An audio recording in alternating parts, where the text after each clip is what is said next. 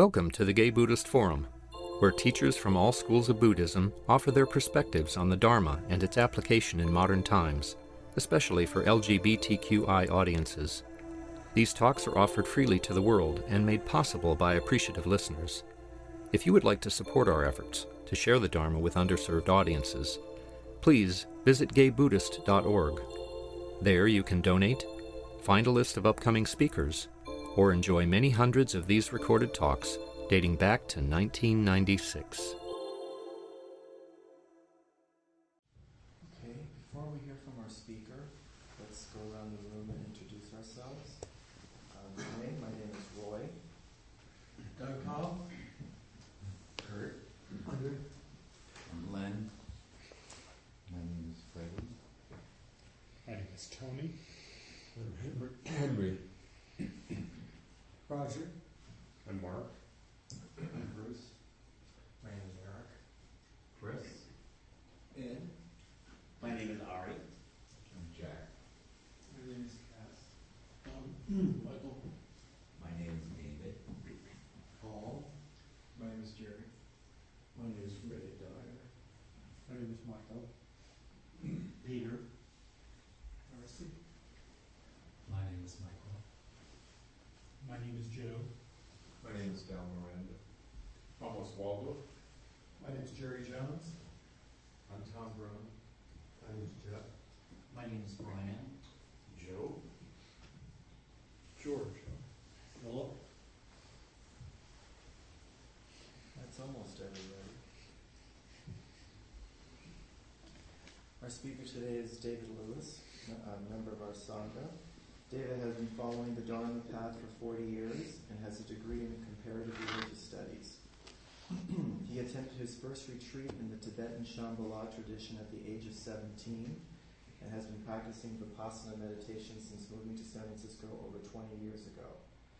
For the past 5 years, he's been practicing intensively, spending about 6 weeks a year in silent retreat. He's a graduate of Spirit Rock Meditation Center's dedicated practitioners program. Welcome, David. Thank you. Thank you. I'm happy you're here this morning. It really does make me happy every Sunday when I'm able to come to GBF. I usually sit out there with you, and I always appreciate the fact that in San Francisco, on a day like this, when we could all be sleeping in on a Sunday morning, or dressing up or dressing down for the Folsom Street Fair, we all show up here instead, and at the very least are willing to sit in silence together for 30 minutes. I just think that's a remarkable thing, and that we are a really remarkable group of men. It's such a unique thing in our culture. So give yourself some credit. It's good merit for all of us and for all beings. So I don't exactly know why I get asked to speak here every once in a while. I don't think it's because I'm a particularly deep or wise teacher. I suspect it's because I have a lot of enthusiasm for the Dharma, or the Dhamma, as it's called in Pali. Dhamma being both the teachings of the Buddha, and it also means just the nature of things, the way things are, that is revealed when we meditate, when we're silent, when we go inward rather than outward. I have a lot of enthusiasm for that, and it supports my life. My practice supports my life in ways that I wish I was better at expressing. But I think some of you that have that try to practice the Dhamma in your daily life know what I'm talking about. The practice of Dhamma brings a lot of happiness to my life, even when things aren't all hunky-dory. The Buddha has been described as the first great scientist of happiness. And As you all may know, the Dalai Lama has said, my religion is happiness. I would certainly agree with that and say that the Buddha is, in my estimation, the greatest psychologist that's ever lived. He understood the human mind and parsed it in ways that are only just beginning to be understood by the scientific community today. One of the ways that the Buddhist psychology was different than Western psychology, somewhat, is that the Buddha saw that there was dukkha in the world, in our lives, dukkha being dissatisfaction. So it's often translated as suffering, which I don't think is a very good translation, but dissatisfaction or wanting things to be other than they are. But the Buddha also taught that there's sukha. The opposite of dukkha is sukha. Sukha is happiness. So our lives are this balance of dukkha and sukha. Everything we do in every moment of our day is some balance of dukkha and sukha. And it's not like we can get rid of all the dukkha in our lives and only have sukha, which is a lovely thought. Nor can we only live in dukkha. Sometimes when things aren't going well, we can be okay with that. So for the Buddha and the Buddha's teaching, the happiness is a fundamental condition. It's something that is part of our Buddha nature, if you are from the Mahayana tradition. It's something that you all have right now. It already exists. It's just covered up. So getting at tranquility and sukha, happiness in your life is a matter of uncovering. Happiness comes from, sukha comes from acceptance of the moment as it is, and gratitude for the moment as it is, even if the moment's not perfect. In the West, we tend to think of happiness as something that needs to be pursued or gotten. In the West, we tend to view our dukkha, our dissatisfaction, as something's missing. There's a sense of lack. And in order to transform that dukkha, that dissatisfaction, into sukha, happiness, we need to go get something. We need to get possessions, we need to find the right relationship, we need to find the right job, we need to change apartments, whatever we need to change to make things better. And the Buddha really tried to steer us away from that idea that happiness is someplace other than where we are. The relentless pursuit of happiness that we all do in our everyday lives kind of takes two different forms in terms of our activity. One is looking for pleasure, looking for, the thing, the person, the job, the activity that's going to make us feel better. And the other is turning away from our dukkha, turning away from whatever's making us uncomfortable. That can be really big issues like relationships and jobs that, are just driving us crazy and we turn away from, or it can be really small things. I was on I did a retreat with a group of Theravada monks earlier on this spring, and one of the monks just delighted me by providing an example and a definition of dukkha that just resonated for me. This monk said, dukkha is dirty glasses. For those of you that wear glasses, you all of a sudden you notice there's a smudge on your glasses, and you might not have a handkerchief or something to wipe it off with, but as soon as you notice it, it just drives you nuts until you fix it. But chances are you've been sitting around for half a day with that smudge on your glasses, and it's been okay until you notice it. That's dukkha. Our lives are full of dukkha. So when the Buddha taught that dukkha is a condition of life, he's not saying we're all miserable all the time, or we're all suffering, that terrible word suffering all the time. It's just that it's one thing after another that needs to be fixed or changed or altered. And our efforts at fixing, changing, or altering dukkha so that we get some sukha, or at least some relief,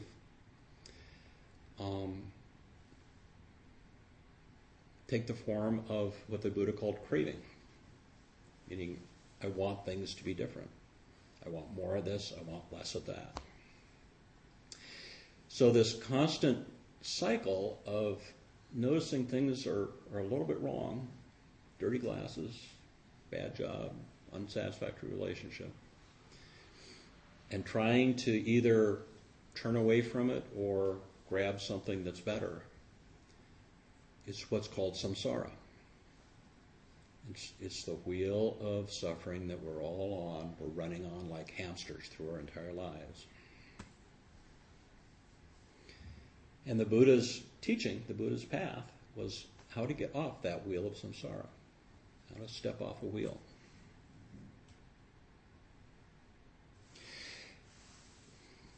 Which is easier said than done for those of you that have a practice or have even thought about it and tried to do it. Because a lot of those activities that we've come up with over the course of our lives to turn away from our dukkha or to find sukha don't really serve us well. Sometimes they just add to our dukkha, add to our dissatisfaction.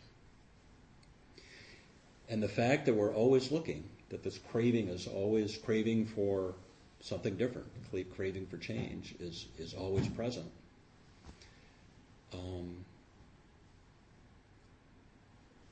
Leads to a whole set of behaviors that can become addictive, sometimes are addictive.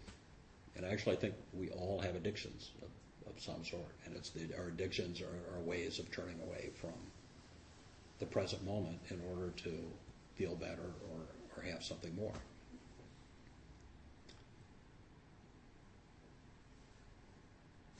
So the Buddha's path invites us to look at our own experience and see what's going on. And if we can do that in a non-judgmental way, we have some opportunity to change our patterns. The things that we do to turn away from our experience in Pali are called sanghas. And sanghas are, to a certain extent, they're kind of like our ordinary neuroses in Western psychology, but sanghas are just our habits and our patterns and the ways that we deal with sadness in our lives and the ways that we deal with our happiness in our lives. It's our ways of dealing with the world that each are unique to each and every one of us. They're called sanghas.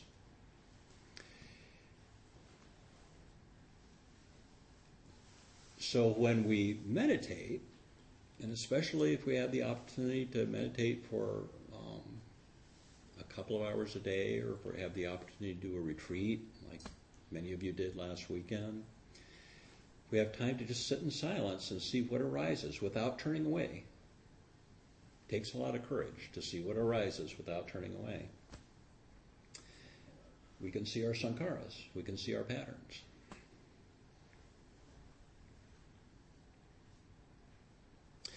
So it takes a lot of courage to be a practitioner.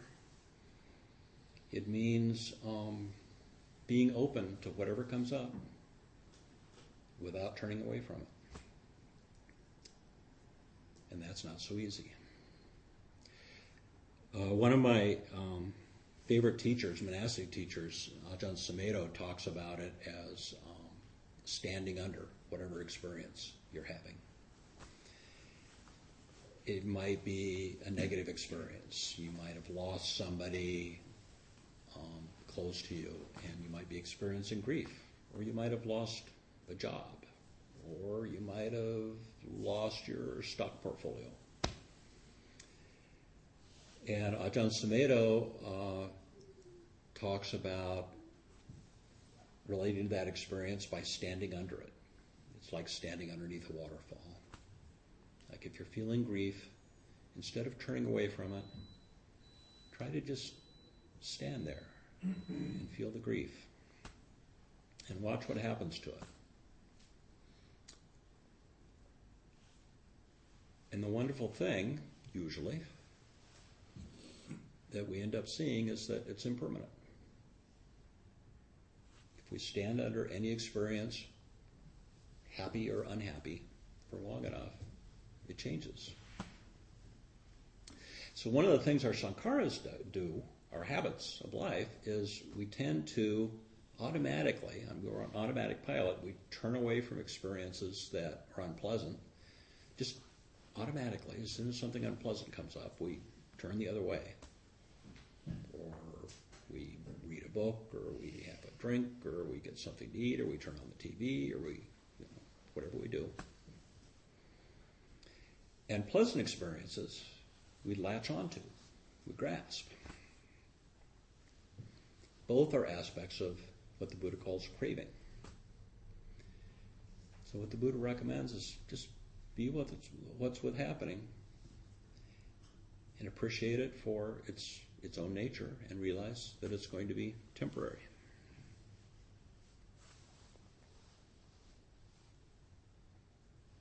For the longest time, that practice was a real challenge for me because I have kind of a sankhara of my own of being fairly judgmental, especially about myself. So for the longest time, when I started sitting long retreats and sitting regularly at home, and I would see stuff come up, I'd think, ooh, that's not very nice. Need to change that. Which, of course, just caused me to shut the door on it again and bury it, and then it became stronger. So being able to see your own stuff as it comes up and not be judgmental about it, and know that this is the result of causes and conditions, and that you probably had very good reason for coming up with this defense or that habit. At some time in your life, that served you well. And just be able to recognize that right now it's like, oh, not serving me quite as well. Maybe that's something I can let go of. And if we see it enough times, we can do it.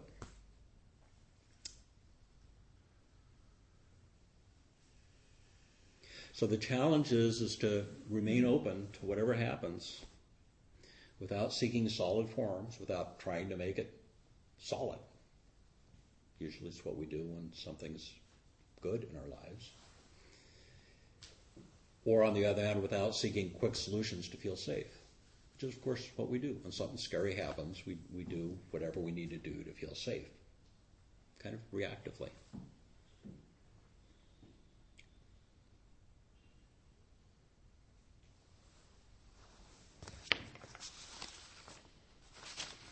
So I have this poem by Hubbard that speaks to this somewhat. I really love it. A little bit long, but it's worth it. It's called Cast All Your Votes for Dancing. I know the voice of depression still calls to you.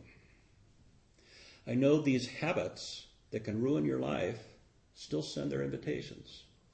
Those are sankharas. But you are with the friend now and look so much stronger. And can stay that way and even bloom. Keep squeezing drops of the sun from your prayers and work and music, and from your companion's beautiful laughter. Keep squeezing drops of the sun from the sacred hands and the glance of your beloved, and, my dear, from the most insignificant movements of your own holy body. Learn to recognize the counterfeit coins that may buy you just a moment of pleasure, but then drag you for days like a broken man behind a farting camel. You are with a friend now. Learn what actions of yours delight him, what actions of yours bring freedom and love. Whenever you say God's name, dear pilgrim, My ears wish my head was missing so that they would finally kiss each other and applaud all your nourishing wisdom.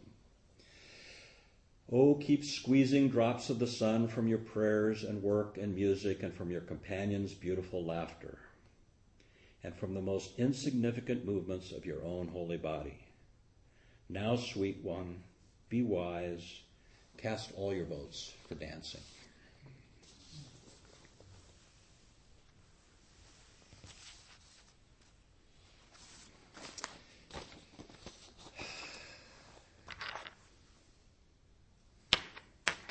Time for this. So not to change the subject, but I had kind of a nice intellectual surprise. A couple of months ago, I was reading this wonderful book by Sarah Bakewell called How to Live a Life of Montaigne. It's a kind of biography of the French essayist Montaigne, who lived in the 17th century in France. And he wasn't really a philosopher. If he lived today, he'd be a blogger. He sat in his tower and all day, every day, and wrote whatever was kind of passing through his mind and left voluminous volumes of journals. And ever since the 17th century, he's come and gone out of fashion, and he's coming back into fashion now. He's a lot of fun to read. The guy's amusing. But one of the things that I learned reading this book is Montaigne was really had a classical education, which meant he was raised in school. He was raised speaking classical Greek and Latin. So there's a whole section of the book about the Greek philosophers that he appreciated. And I was kind of reminded, I haven't had Greek philosophy since maybe my freshman year in college, but there were the classical Greek philosophers that we all know best, who tended to be metaphysicians, which the Buddha didn't particularly support metaphysical philosophy. But there was this whole different group of Greek thinkers that were also called philosophers, but they were really scientists of life. They were, like Montaigne, interested in the question, how do you live? There were three major schools of Greeks, the Stoics, the Epicureans, and the Skeptics. And I'm not going to go into detail about all of them, but these were the three schools of Greek philosophy that looked at how we should live and asked this question and tried to answer it. And they all had kind of different bents on it, but there's one general path that they all seem to pretty much agree on it. Being a Dharma person, I really appreciated it.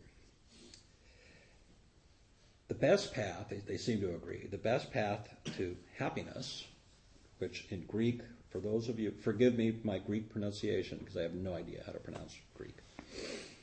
The word for happiness is something like eudaimonia. Somebody can correct me, do. The best path to happiness is through ataraxia, which is equanimity. Have you ever heard that before? The path to happiness is through equanimity. How do you get equanimity? Equanimity is achieved through the practice of prososhe, mindfulness. I thought, wow, I always thought the Greeks were diametrically opposed. I think of rationalism, the kind of the fundamental basis of our whole philosophical Western culture, which is in so many ways different than Eastern culture, as coming from the Greeks. And here I find this group of Greeks that are pretty much in sync with what the Buddha was teaching at the same time. And in fact, when I talked to one of my Dharma teachers about this, I said, wow, I just discovered this coolest thing about the Greeks. He said, he taught me that Pyrrho, the Greek who founded the school of skepticism, Pyrrho, actually traveled, was in the entourage of Alexander the Great, and spent a good time in northern India at the time of, or shortly after the time of Buddha. So there was this cross-fertilization of Western and Eastern cultures 300 BC. So I'm not necessarily saying that the Greeks got their ideas from the Buddha, but the Dharma is Dharma, and it's universal, no matter who says it. I think we get the same thing from Native Americans who had no access to the Buddha, but the Dharma is the Dharma. It really pleased me to get the same lessons from the Greeks. Another, the motto of the school of the skeptics, Pyrrho's motto, skeptic school, is a word something like epoche, and epoche means I suspend judgment. And the skeptics believed that the judgment or even simple views and opinions were so subjective that they should really be kept to yourself, because mine are different than yours. And if you do share opinions, views and opinions, you should be deeply respectful of the fact that there's no such thing as an absolutely true view or an opinion. It's always subjective. The Buddha certainly believed this also, and taught that the one of the primary forms of craving, getting back to that idea of craving, is views and opinions. It's something, our views and opinions are something that we attach ourselves to. They become me, mine. They support ourselves as self, our sense of self, and are fundamentally disrespectful of anybody that thinks otherwise.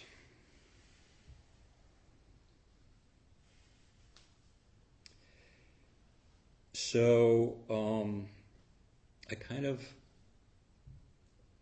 wanted to go off on that idea a little bit of views and opinions, and then get some of your views and opinions. We have an election year coming up. And I don't know about you, but I'm hearing a lot of views and opinions. And it's really interesting to watch my own reaction to that and my own stuff come up. You might have heard this from me before, but I've periodically take news holidays, and I just stay away from the news. And I used to get the daily paper, and I canceled it, but I still get the Sunday paper. I get the Sunday New York Times, because I like the book review and the entertainment section. But this morning I got my New York Times, and I started looking at it, and I immediately got pissed off. At least a couple of different stories. And because today I was giving a Dharma talk, and I was trying to be mindful and be in the moment, I just need to put that away. Just put the paper aside. I don't watch CNN. I don't watch Fox News. It's not because I disagree with everybody, but one of the things I notice is if you turn off the sound and watch a little bit of Fox News or CNN, you get the same thing. You get the same message. You get agitated people talking a lot.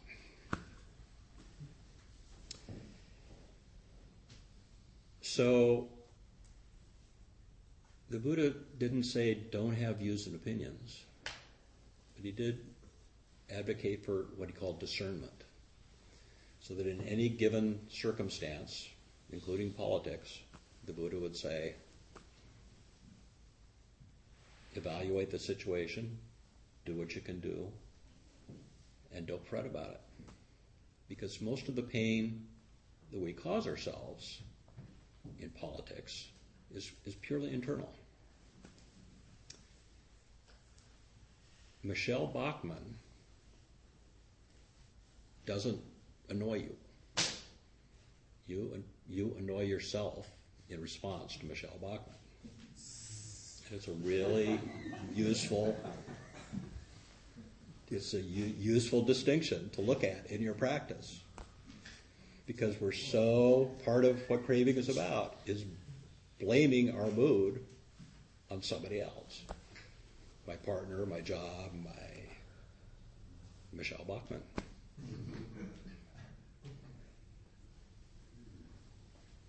Did you notice what came up when I said the word Michelle Bachman? I mean, we all have a response. And in a different group, Barack Obama would produce the same response.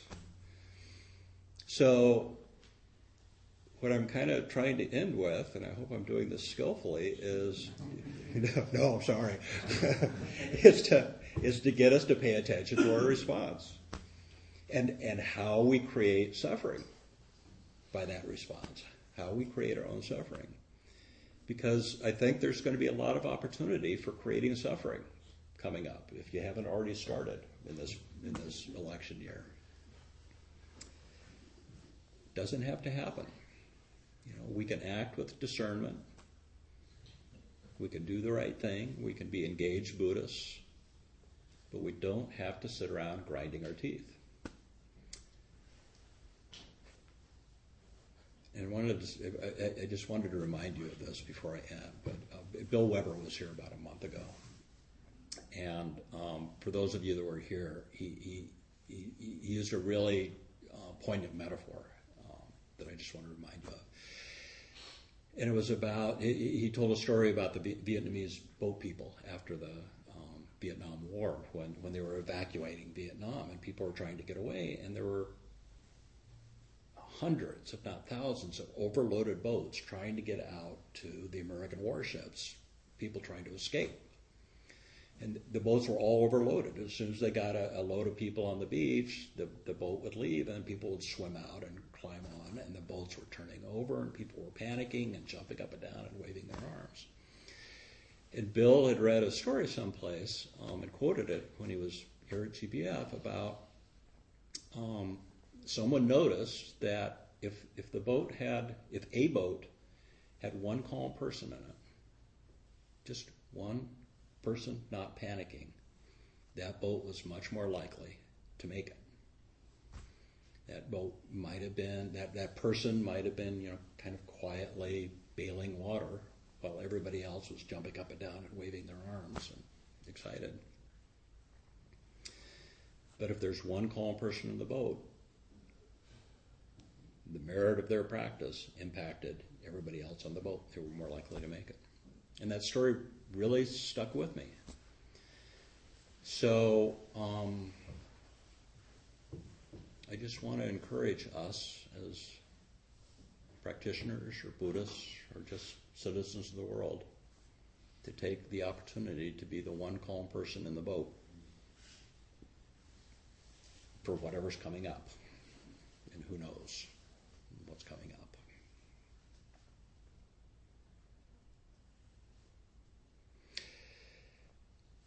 So that's about all I have to say this morning. Thank you for your attention and your patience. And I'd love to hear, we have 10 or 15 minutes, I'd love to hear what you think. Anybody have a comment or a question, or did I push somebody's button? First of all, thanks for your insights and for sharing your perspective. I was listening and I was thinking, part of what you were talking about was change and craving and moving away from suffering. I'm wondering if you could share your insights or the Buddhist perspective on being in a rut, not wanting to change, being stuck. I'm very interested in your perspective. That's a great question. I recently was reading a book about trauma. I never really studied psychology, but I got because of something, I was looking into trauma. And one of the things that I learned that a lot of you probably already know is that there's kind of three basic responses to a traumatic incident or situation in your life. The two famous ones that we all know about are fight or flight. Our bodies prepare ourselves to fight or run away. But the third one is to freeze.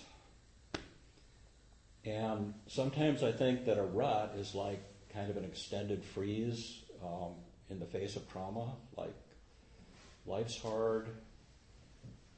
I don't really know how to address it or how to change or what direction to go, so I'll just keep doing the same thing that I've always been doing.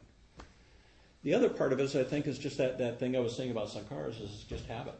That we get so entrenched in our habits that it's really hard for us to see another way of doing things. And anything that shakes us out of our habit, or choices that we make to change our habits, which is a really courageous thing to do,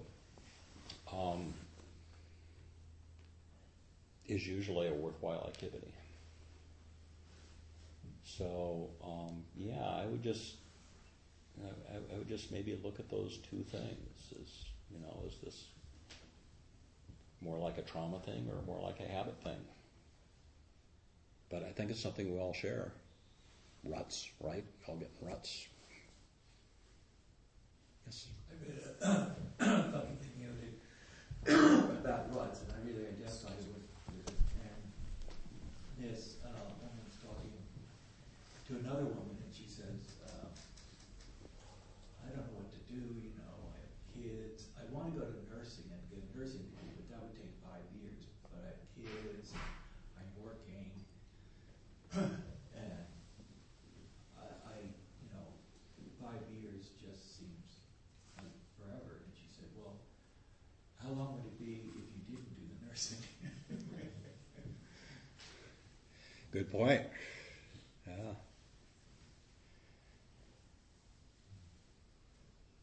Yeah, and that also reminds me of a story I heard a yogi, a meditator, tell once, which is about craving, about thinking if I just change this thing in my life, everything will be okay.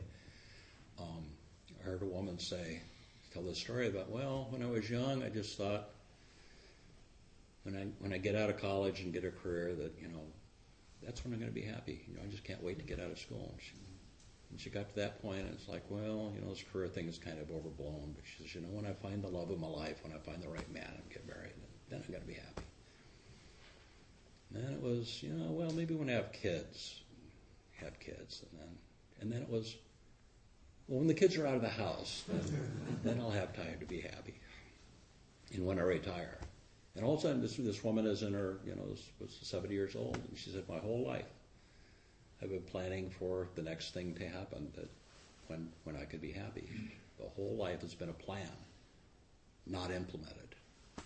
That happiness only exists in this moment, right now. And even when we're in a rut, the potential for happiness is there. We're just not seeing it. It's covered up.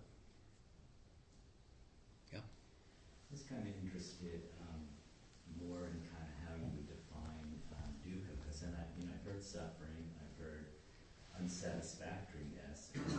When I hear the term unsatisfactoriness, it sounds not so bad. Where suffering seems pretty bad, I definitely don't want suffering, but I can certainly deal with some unsatisfactoriness. Where would you, in Western psychology, we talk about depression a lot. Where is depression related to dukkha? Different, same? Well, depression is certainly dukkha, for sure. But I think dukkha is a lot more than depression. Dukkha could just be dirty glasses. I don't get depressed because I have dirty glasses, but I'm kind of annoyed. Depression is certainly dukkha. I've heard it said, and this is probably a gross oversimplification, so I apologize to our psychiatrist and psychologist friends. I've heard it said that depression is very often the result of looking backwards and having regret and remorse for things that have happened in the past, and that anxiety is about looking forward, is about having fear and uncertainty about what happens in the future, both of which did not happen in the present moment. So that's my dharma perspective on depression and anxiety, is they're both kind of results of not being in the present moment. You're either in the past or in the future. But happiness can only happen right now in the present moment. Where is low self-esteem in that dimension? Well, low self-esteem is a self-view. It's an idea you have about yourself, and the Buddha talked a lot about that. The Buddha really advised against self-view. For one thing, he didn't believe that there was a self, or he said you could not actually pinpoint and define a self. But low self-esteem is the result of the Pali word is mana, but and the Western word is conceit. But it's really about comparison. It's like I'm not as good as the other person, or I'm better than the other person. These are both conceit. And maybe I'm not as good as I think I should be, or I judge myself and I'm less than I think that I should be. That's all about comparison. It's all saying, I'm better or worse than my idea of myself or somebody think. Buddha said, just don't go there. Just, when you realize you're doing this conceit thing, which also happens someplace other than the present moment, don't go there. Thank you for bringing up the analogy about potentially sinking boat, and having one sane person at least around. That I'm finding myself in the last few days and weeks in a situation where I fear that unless I step up, the boat will be sinking, and that brings up extra burdens on me. Mainly fear. It's like, if I don't do this, then what's going to happen? If I don't do this, what's going to happen? And of course, that brings me into dukkha. What advice would you have for this type of crisis management situation that we all experience at one point or another, for those extra difficult times when responsibilities on your shoulders? Well, I heard Will Kabat-Zinn speak recently. Will Kabat-Zinn is a young local teacher who's the son of John Kabat-Zinn, who you may have read John Kabat-Zinn's books. He's a really cool guy, and we have him booked. He's coming to GBF this winter sometime. And Will Kabat-Zinn said, anxiety arises in the space between the present moment and the imagined future. That's what came up for me when you said that, because it's that anxiety thing is when we feel like we have a responsibility in the future, or something's coming up, and we start thinking about, how am I going to deal with this? That's all not happening in the present moment. That's, thinking about an imaginary future. And that's where anxiety comes from, is when we start imagining what the future might come from. I have an acquaintance who kind of drives me crazy sometimes, because she always has at least 4 backup plans for anything that might happen. I used to leave my dog with her when I left town. And then if I get sick, then we need somebody else to back up me, and then, if it's not convenient for them, then so we'd go through this whole process.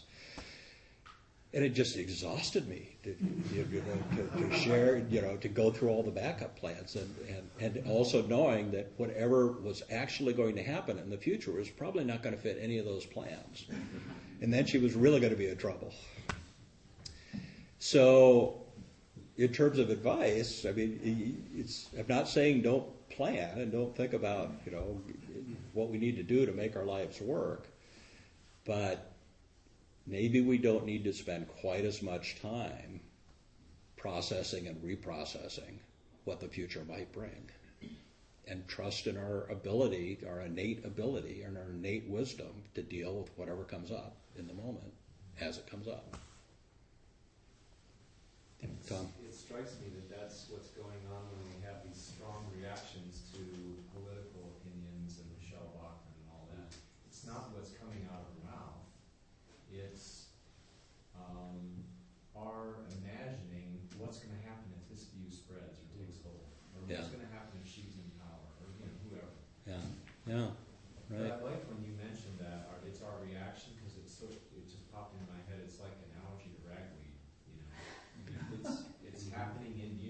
Yeah.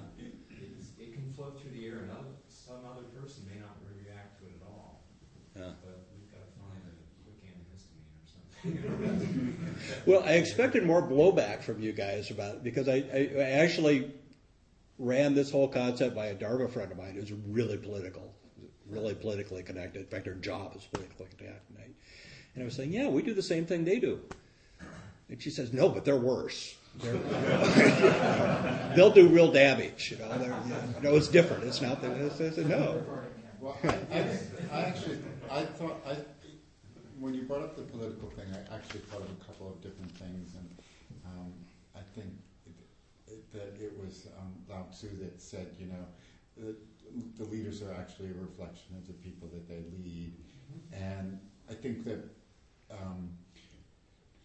we want to think that not only do we want to think that we're different than the people that support people that we don't like, we also want to think that we're different than the people that they support. But in fact, we're all human beings. And all of the other sort of crap that's laid on the surface is just, it doesn't even really exist. And I think that my feeling sometimes is in this country, we're so invested in having an answer to a problem that we don't even take time to consider what the origin of the problem is. We're more interested in sort of solving the problem on a symptomatic level. So that's one thing that I thought about. Yeah, thank you. Yeah, that's very wise. And we don't see our own fear or their fear. Which reminds me, I've got a couple of juicy quotes to end with, and then I'll be done. David, I have one more Yeah. question. I'm curious, when you said that the Buddha doesn't believe in a self, what is the mind associated with? Oh, that's a whole Dharma talk in itself. That's a big question. We really don't have time for We really don't. We really don't. But I would. Please come back and share that. I will, or hook me in the next room, and I'll talk about that a little bit. But yeah, that's the concept of anatta, which is no self, is kind of a big question, but a really good one. It's very pertinent, Dharma. So I don't mean to brush off. It's just too big of a question. So on this political question, while this is in your mind, especially after your comment, I just want to lead you with a couple of wise Western Dharma master quotes pertinent to this. I imagine that the reason people cling to their hate so adamantly is because once their hate is gone, they will have to face their own pain. James Baldwin. Gay man. I'll read that again. I imagine that the reason people cling to their hate so adamantly is because once their hate is gone, they will have to face their own pain. And the second one, if we could read the secret history of our enemies, we should find in each man's life sorrow and suffering enough to disarm all hostility. That's Henry Wadsworth Longfellow. If we could read the secret history of our enemies, we should find in each man's life sorrow and suffering enough to disarm all hostility. So thank you for your attention. Thank you, David. So you will be here with us. Oh, yeah. Social ethics. Go ahead and start announcements. Next week's speaker is Alistair Shanks, who's been here, who's here a year ago. Those of you who are part of the Yahoo groups, the GBS Yahoo groups, I'll go ahead and contact him and find out what his talk will be on. So Alistair Shanks next Sunday. Announcements? The Spirit Rock LBGT retreat starts next Saturday. It's for 5 days. I haven't heard that it's closed, but it usually is pretty packed. It's just an awesome experience up there.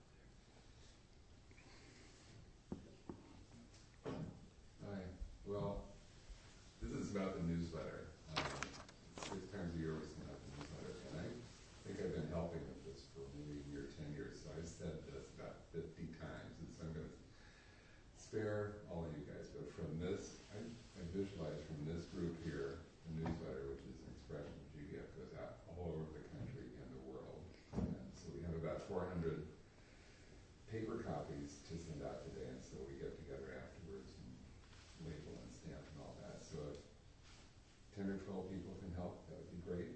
Hands, commitment. Thank you.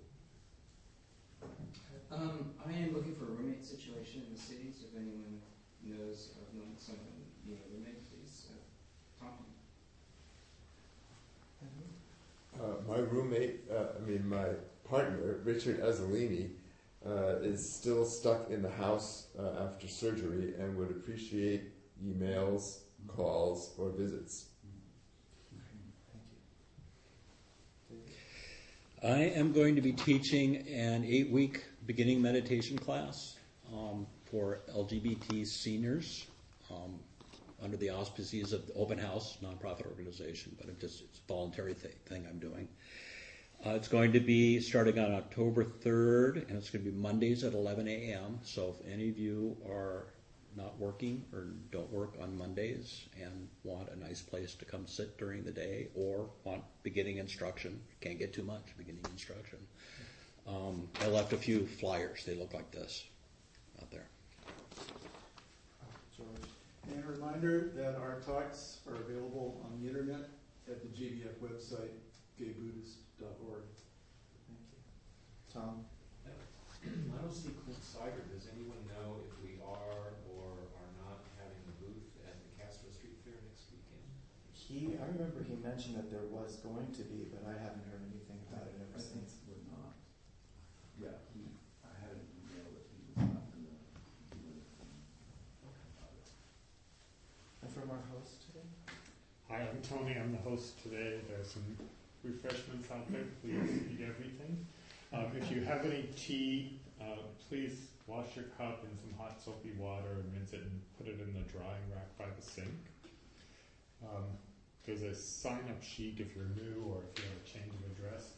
The sign-up sheet for the roster, membership, what do we call it? Directory. It would be on that piece of furniture that's off to the right as you go out these doors. Around 12:30, there's usually people who want to go to lunch together, so if you'd like to join that group, just hang out by the front door around 12:30 and people will meet up and make their decisions. I'll be coming around during the social time with the Dana Bowl. That's an opportunity to express your gratitude and your, what's the word? Generosity. Thank you. And the suggested donation is between $5 and $8, but anything you can give is greatly appreciated. Thank you. Before we stand for the dedication of merit, I have something that I'd like to share with you. Some of you guys know my friend Patricia, who has come to the GBF and who was at my 50th last month, and she had an opportunity to meet you and vice versa. She's been battling ovarian cancer for the past 2.5 years, and 3 years actually, but when she was diagnosed. I was privileged enough to be part of this journey with her, and so I've gone down this path with her very closely. She took a turn for the worse this week, and so we've been every night, every day. Her aunts, her family, she's being held right now with a lot of love. But we've been holding basically a vigil, just waiting for the moment to come. And she's not really too responsive now, but she can still hear. I wanted to share this with you because a beautiful thing happened. She's not a religious person. She was, but her family very much is. So they asked her if she would be okay with receiving the last sacrament, the last rites by a priest. And so she accepted. And of course I kept this to myself, but I know that she accepted to give it for her family, to give them one last gift, because she knew that it would comfort them in this moment. So we couldn't find a priest for the longest time. Thank God, because I thought of someone very special, very close to my heart, and a friend of hers, Gary Ost, who is our Sangha member, is an Episcopalian priest, and he came to do the last rites on Thursday night. And I have to tell you, it was a really beautiful experience because the family was satisfied with their needs, but I think so was she, because it was by a friend, someone who she really connected with, someone who she knows I love dearly, and he was great. And at the very end of the sacrament,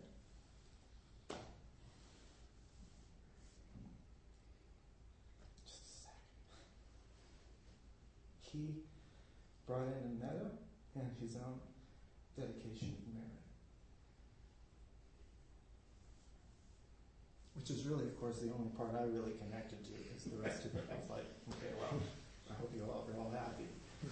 But it was really a beautiful moment. So I'm going to ask today, if you will, to hold a space for Patricia when we do our dedication, and to also bring in any wonderful soul or being that we've lost either recently or is ready to go.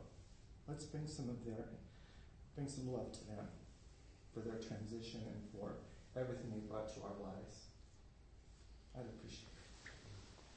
Let's stand.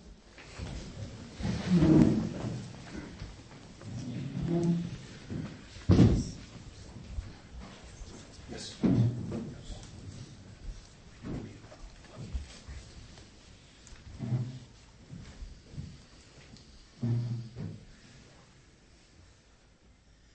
So, just take a moment to look around the room. These beautiful men shared your practice, shared your space, shared your silence this morning. And let's dedicate the merit of our practice, whatever good we've achieved here this morning, either by the silence of our sitting or reflections, insights, remembrances, whatever went on for us. Let's share the merit of that practice with Patricia. And anyone else that is ill or suffering or challenged or dying. Let's just send the merit of our practice out to all beings that are struggling. And send them our love and our kindness. May they be safe. May they pass with dignity. May they have happiness. May they be free.